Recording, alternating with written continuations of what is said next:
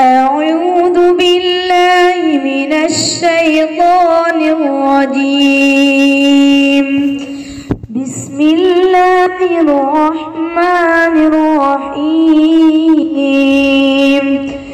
يا عباد لا خوف عليكم اليوم ولا أنتم تحزنون الذين آمنوا بآياتنا وكانوا مسلمين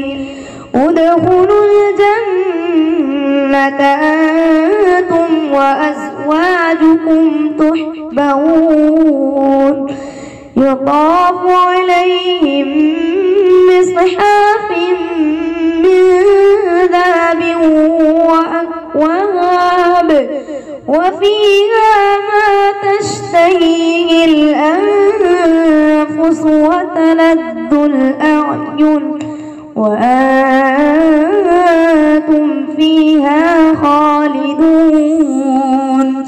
وتلك الجنة التي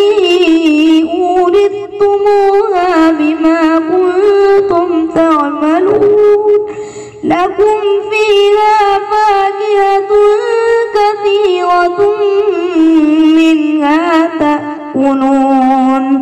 إن المجرمين في عذاب جهنم خالدون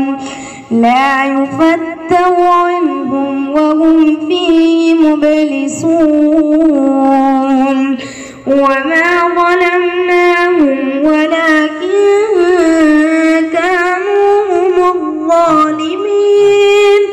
ونادوا يا مالك ليقض علينا ربك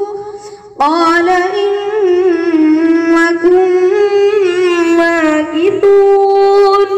لقد جئناكم بالحق ولكن أكثركم للحق كارهون أم أبرموا أمرا فإنا مبرمون أم يحسبون أنا لا نسمع سرهم ونجواهم بلى ورسلنا لديهم يكتبون